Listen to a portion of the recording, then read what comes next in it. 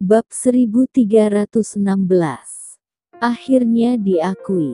Darah Syam benar-benar menggelengkan kepalanya. Kalau begitu katakan padaku.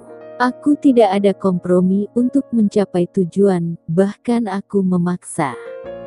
Kamu katakan sesuatu. Tidak ada yang perlu dikatakan. Darah Syam berkata, setiap orang memiliki pilihan sendiri. Meskipun, terlepas dari itu aku tidak peduli. Bagaimanapun kamu melakukannya, kamu tidak akan berhasil. Dia menatap Amel dengan nada tenang, tapi dia memiliki kepercayaan diri yang sangat kuat. Amel melihat wajah asli Darah Syam, dan dia tidak bisa mempercayainya. Dalam kecerdasannya, gadis yang murni dan baik ini, bahkan sedikit bodoh, memiliki ekspresi ini. Aku benar, Grace Z bukanlah orang normal. Orang normal mana yang bisa melawan nafsu dirinya sendiri? Dia diantar ke hotel, dan Amel marah karena tak disentuhnya. Bukan hanya gagal mencapai rencana, juga Grace Z sangat meremehkan dirinya sendiri. Dia sangat marah sebagai seorang wanita. Amel mengangkat selimutnya, turun dari tempat tidur, dan melihat sarapan, gorengan susu kedelai, di meja. Kamu pakai cara apa ah? Dia duduk, sambil makan sarapan sambil tidak pernah menoleh ke belakang dan bertanya. Aku benar-benar penasaran, bagaimana kamu menempatkan sosok Grace Z yang begitu kuat dalam genggamanmu. Dalam kognisi, pria seperti Grace Z jelas bukan penyuka gadis seperti Darah Syam yang bisa mengendalikannya. Saya tidak tahu. Darah Syam benar-benar tersenyum. Saya tidak berpikir untuk memeluknya erat-erat, saya hanya berpikir tentang apa yang dapat saya lakukan untuk membuatnya terbang lebih tinggi. Amel tertegun. Makanan yang baru saja dimakan di mulutnya tiba-tiba terasa tidak enak. Dia menoleh, menelan gigitan di mulutnya dengan paksa. Matanya penuh kejutan. Apa yang dikatakan Darah Syam membuatnya sedikit kewalahan. Amelie tidak berbicara, menoleh lagi, dan terus makan sarapannya sendiri, makan dengan cemberut. Setelah beberapa saat, dia menyelesaikan sarapannya dan bangkit untuk membuka pintu. Pelayan kebetulan membawa pakaiannya yang sudah dicuci. Amelie tidak mengatakan sepatah kata pun, mengambil pakaiannya dan menutup pintu. Dia mengganti pakaiannya, meletakkan pijamannya di tempat tidur, membuka pintu lagi, dan langsung pergi. Dia tidak pernah begitu frustrasi seperti hari ini. Dia telah menyendiri sejak dia masih kecil. Di belakangnya adalah keluarga Slanka, yang memiliki semua yang dia butuhkan dalam hal identitas, status, dan kekuasaan. Tidak ada yang tidak bisa dia dapatkan. Bahkan untuk Grace Z, dia hanya punya rencana dan tujuan lain, tetapi Darah Syam, dengan beberapa kata, langsung menghancurkan hal yang paling membanggakan di dalam hatinya. Hati jadi capek sekali. Amel berkata di dalam hatinya. Dia berjalan ke pintu, mengetuk pintu, dan memandang Darah Syam yang sedang melipat pakaiannya.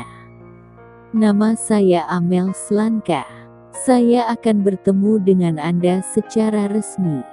Di masa depan, kita akan memiliki banyak kesempatan untuk bertemu. Setelah itu, Amel menutup pintu dan pergi tanpa melihat ke belakang.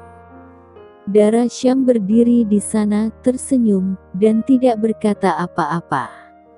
Dia tahu bahwa Amelie sama sekali tidak menyukai dirinya sendiri sebelumnya, bahkan meski keluarga Syam sekarang tidak lagi seperti dulu, tetapi dibanding dengan keluarga Slanka itu hanya bisa dikatakan tidak penting. Secara alami, Amel tidak akan melihat dirinya, dan dia tidak berpikir dia berada pada level yang sama dengannya. Tapi hari ini, dia telah mengakui.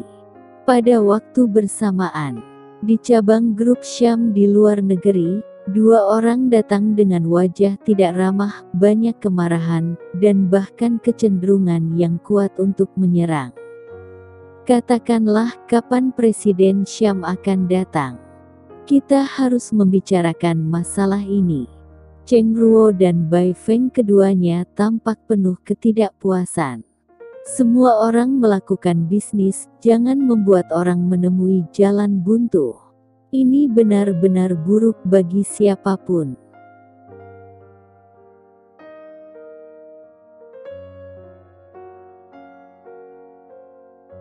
Bab 1317. Pulanglah, siapkan pemakaman. Kedua orang itu sedang duduk di kantor dengan kaki disilangkan, dan mereka tidak terlihat seperti datang untuk bernegosiasi. Sebaliknya dengan sikap yang arogan. Sekretaris Mita Chan sedikit mengernyit melihat penampilan kedua orang itu. Kalian berdua, mohon lebih sopan, ini Syam, bukan milikmu. Dia telah mengikuti darah Syam dan Grey Z untuk waktu yang lama, dan dia juga memiliki momentum. Hanya saja di depan Grey Z dan darah Syam, dia adalah seorang sekretaris, dan dia tidak pernah melampaui setengah poin pun batasannya. Tapi siapapun yang berani menjadi liar di keluarga Syam, meskipun itu orang besar, dia berani marah dan mengutuk. Tidak butuh waktu lama baginya untuk mengikuti darah Syam di awal. Dia berani melindungi darah Syam dan mendampingi darah Syam. Sekarang telah menjadi kehormatan dan tugasnya. Kamu berani berbicara dengan kami berdua seperti ini. Apakah kamu tahu siapa kami? Aku tidak tahu. Mita Chan sama sekali tidak sopan. Syam menyambut pengunjung dari seluruh dunia, tapi untuk orang-orang yang tidak sopan, tidak berpendidikan dan tidak berkualifikasi, kami tidak menerima. Kamu, Bai Feng sangat marah, dan dia akan berdiri menamparkan meja. Mita Chan tidak takut.